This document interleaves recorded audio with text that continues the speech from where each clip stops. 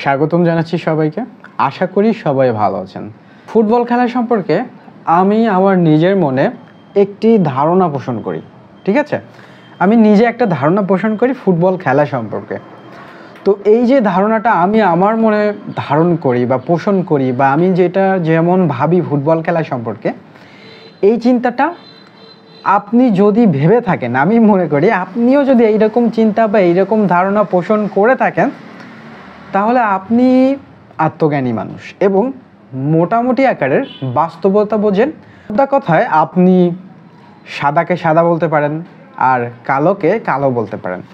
দেখুন, আপনার সামনে যদি একটি সাদা রঙের একটি কাগজ রাখা হয় এবং আপনার কাছে প্রশ্ন করা হয়, আপনি বলুন যে এই রঙটা কোন রং। এখন আপনি দেখতে পাচ্ছেন সাদা, হ্যাঁ, কিন্তু আপনি সরাসরি সাদা উত্তর না দিয়ে আপনি ইনিয়ে বিনিয়ে মামা, খালু, চাচা, দাদা, পরদাদা, হ্যাঁ, আপনার বংশ পরম্পরায় যারা আরও 300-400 বছর আগে ছিল, জমিদার গোছের যারা, তাদের উদাহরণ দিয়ে আপনি সেই সাদাটাকে কালো করার প্রয়াস চালালেন।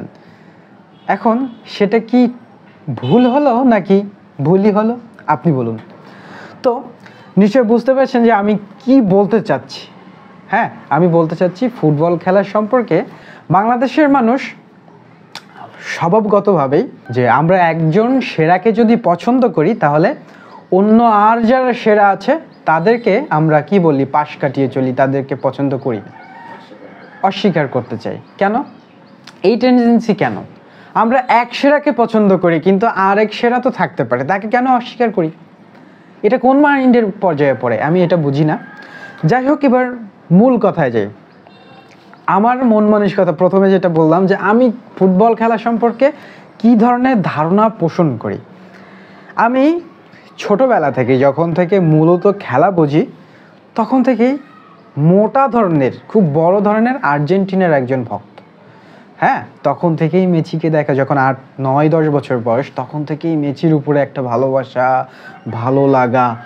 ওই যে টিম ছিল তখনকার, রোমেরো, গোলকি, এই যে পরম্পরায় তাদের চলে আসতেছে। তারপরে 2014 সালে জার্মানির কাছে হারা, তারপরে 18 সালে ফ্রান্সের কাছে, সমস্ত মিলিয়ে এদের যত খেলা হয়, আমি এদের বলা যায় যে die hard fan. Brazil team, France team, Spain team, এই যে বড় বড় টিমগুলো আছে, জার্মান টিম, এই যে বড় বড় দলগুলো যারা ছাড়া ফুটবল খেলা ভাবাই যায় না, যেসব টিমগুলোকে, সেই সব টিমগুলোকে অস্বীকার করার তো কিছু নাই।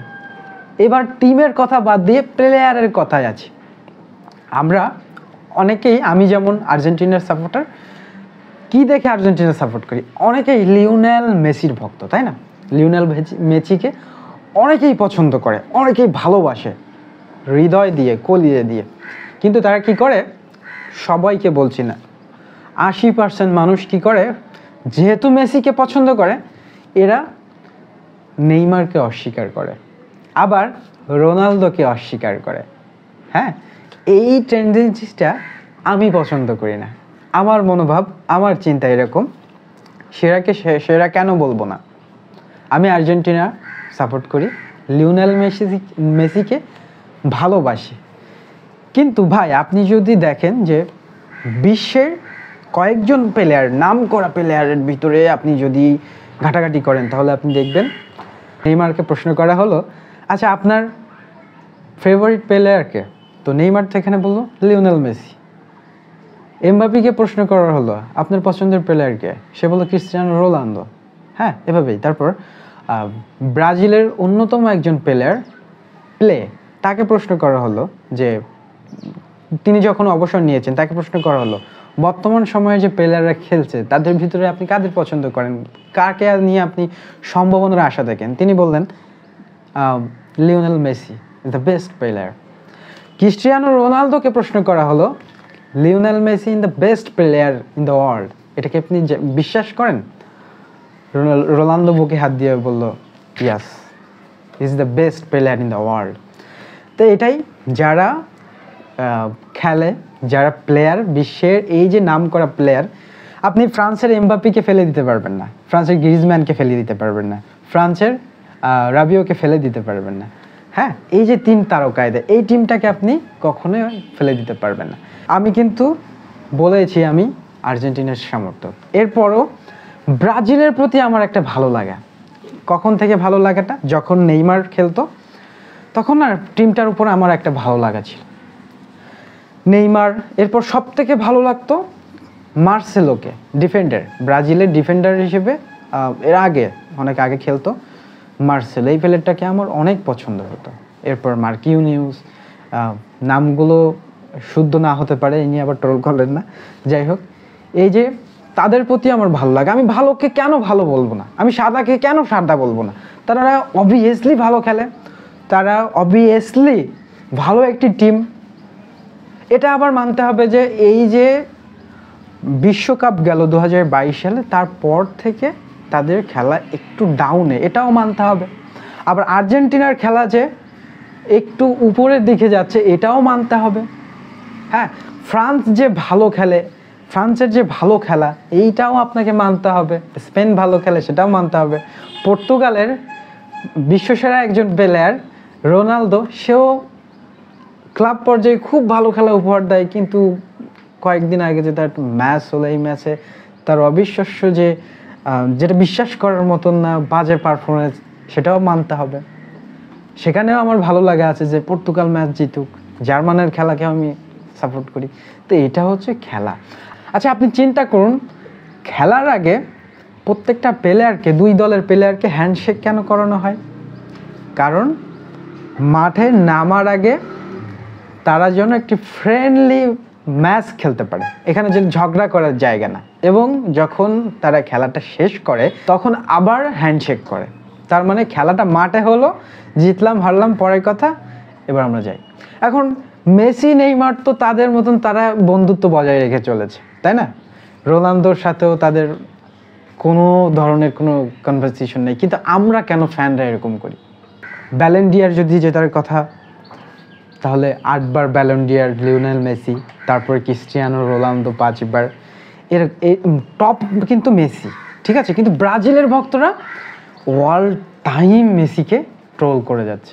আজকে সকালে কিন্তু কোপা আমেরিকার আর্জেন্টিনা বনাম ইকুয়েডরের ম্যাচ হলো। এখানে খুব ভালো খেলা হয়েছে, মেসির পারফরমেন্স তেমন একটা দেখা যায়নি।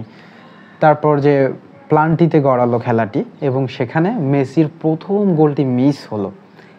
আমি তখন বলে উঠেছি যে ব্রাজিল সমর্থকদের ট্রোল করার মতন একটা কিছু সামনে এলো। এবার ব্রাজিলের সমর্থকদের উদ্দেশ্য বলা, আর্জেন্টিনা এখনো পর্যন্ত আর 2 বছর, 26 সালের বিশ্বকাপ পর্যন্ত তারাই হচ্ছে বিশ্ব চ্যাম্পিয়ন। ব্রাজিলকে সমর্থন করেন বিদায় আর্জেন্টিনাকে পচাচ্ছেন কেন? সেরাকে সেরা মানতে কষ্ট হয়, সাদাকে সাদা বলতে কষ্ট হয়? কোনো না কোনো দোহাই দিবেন। সেদিন ম্যাচ জিতলো, সেদিন পা ধরে আছে এমন একটা ছবি আপনারা নিয়ে ট্রোল করেন। ওই বাজ পাখির মতন যে কোনো কিছু একটা ছো মেরে যখন টার্গেট মিস হয়ে যায়, তখন যাই কিছু একটা নিয়ে উড়ে যেতে হয় এমনভাবে। যখন টিম জিতে যায় আর্জেন্টিনা, তখন কোনো কিছু আর খুঁজে না পেয়ে কোথায় পা ধরে রাখলো সেই ছবি ট্রোল করতে হবে। আর আজকে মেসি সে প্লান্টি মিস করেছে, এটাই হচ্ছে আপনাদের এখন ম্যাচ জিতেছে, সেটা বড় কথা নয়, বড় কথা মেসি প্লান্টি মিস করেছে, এরকম বিষয়গুলো উঠে আসে। আমি আবারও কামনা করি যে তারা আবার ফর্মে ফিরে আসুক, আবার ভালো খেলুক, আগামী ম্যাচে আবার তারা ফর্মে ফিরে আসুক। যদি এই আর্জেন্টিনা, যদি এই ব্রাজিল, যদি এই ধরনের বড় দলগুলো না খেলে, তাহলে আপনি ফুটবলের মজা পাবেন কোথায়?